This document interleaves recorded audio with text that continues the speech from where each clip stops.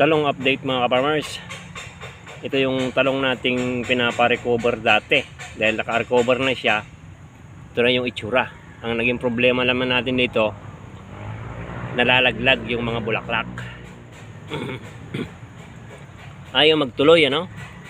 Dahil siguro dun sa panahong malamig, very extreme yung weather condition natin ngayon. Malamig yung panahon, hindi mabuo yung mga bulaklak, namamatay. Kaya nag-try tayo ng ibang pamamaraan. Nag-foliar tayo. Ginamit natin tong 3G. No? Medyo gumanda naman yung mga dahon. Nakadalawang spray na tayo dito. At effective naman yung 3Gs na foliar na ginagamit natin. Yan, 250 ml lang to binili natin. Dalawang sprayan lang tong foliar na 250. No? Karamihan din sa mga farmers natin yun ang tanong, bakit daw hindi magtuloy yung mga bulaklak? Pero ngayon naging okay na. Marami nang lumalabas na maliliit. Ayaw kumain sa lupa. Regular naman yung pag-abonong ginagawa natin, pero ayaw talaga. Ay mga bulaklak na nauna, ayaw talaga magbuo. Ayan, medyo nabubuo na iba. No, nakadalawang spray lang tayo, effective. 3D foliar, gawa daw ng Japan. Ewan ko lang kung Japan nga totoo. Pero okay, effective naman. Gumanda yung mga talbos. Tumaba. Kasi pag ganitong malamig ang panahon, apektado yung pagbunga ng mga halaman, ano? Hindi lang dito sa talong. Nalalaglag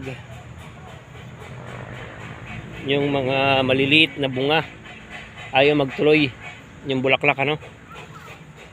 Baka makatulong doon sa ating namumroblema rin sa talong. Tuloy marami nang lumabas na bunga. Isa-isa lang yung bunga dati. Kasi nga yung mga bulaklak naglalaglagan, ano? Pero ngayon sunod-sunod na yung bungang lumalabas na maliliit.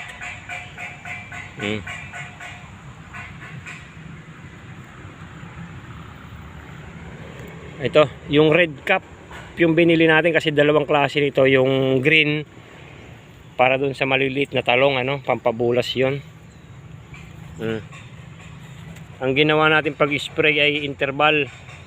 Nag-spray tayo ng gold tsaka malatayon para dun sa shoot borer tsaka fruit borer. Ang problema lang nalalaglag yung ano. Tapos ito naman yung interval natin kasi ito may na rin, insect repellent. No, kaya medyo matagal-tagal tayong hindi nagpa-video dito sa talong. Kasi nalalaglag yung mga bunga. Regular yung pag-abono natin sa lupa pero ayaw kumain. Malamig yung panahon natin.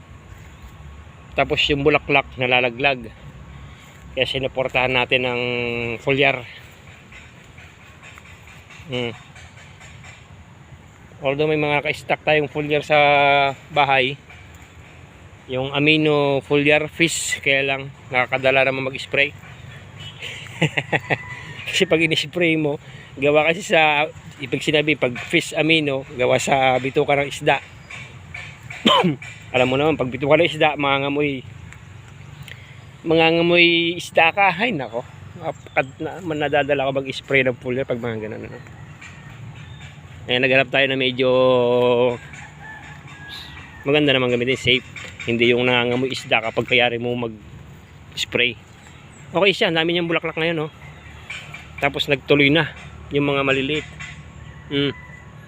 Tapos marami pang maliliit kasi nga pag malamig ang panahon, extreme yung weather condition natin, hindi kumakain sa lupa. Kahit na regular ka magpakain sa lupa, mag-abono, parang ayaw niya kumain.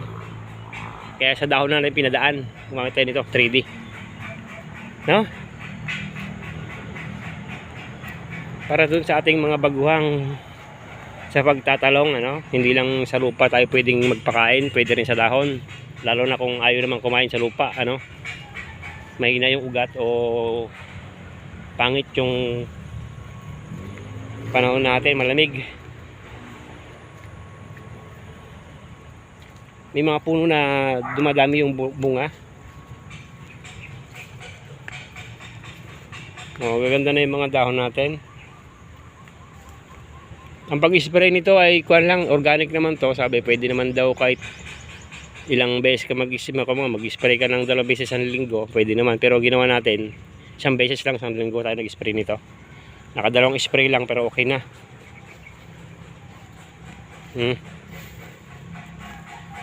Ganda ng mga dahon. Tapos hindi na nalalaglag yung mga bulaklak. Hindi na, kumbaga nagtuloy na. Mga ganyan na, oh, nagtutuloy na. Marami yan, oh.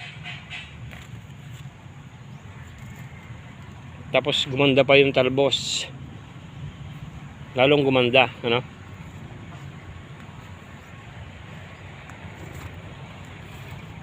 Although marami naman tayong mga foliar na pwedeng gamitin, pero makasigurado ka, 2 spray lang nito, okay na. Napakaganda na. No? Yan yung update natin dito sa talong na nahuhulog yung bulaklak. Ayan, magtuloy.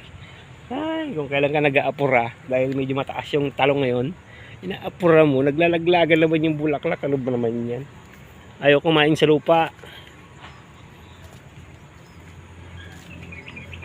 Ay, nako. Makaharvest ka pa isa-isa. Na? Di ba nakaka-irita yung ganun? Na, nag-spray na tayo nito. Nakadalawa na. Naubos na nga tayo.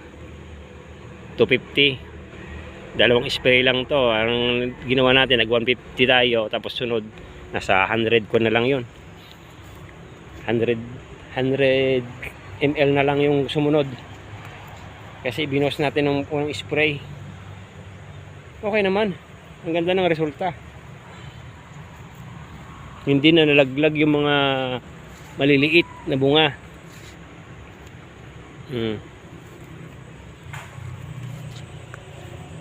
Ganun kasi nangyayari mga farmers kapag malamig yung panahon, lalo sa mga ganitong panahon, naglalaglagan talaga yung bulaklak ng talong. Mahirap magparami ng bunga pag ganitong malamig. No, share lang natin yung foliar, best na foliar na pwede mong gamitin pamparecover, pampadami ng bunga. Lalo na pag naglalaglagan yung bulaklak, ayaw magtuloy. Ngayon, 3G.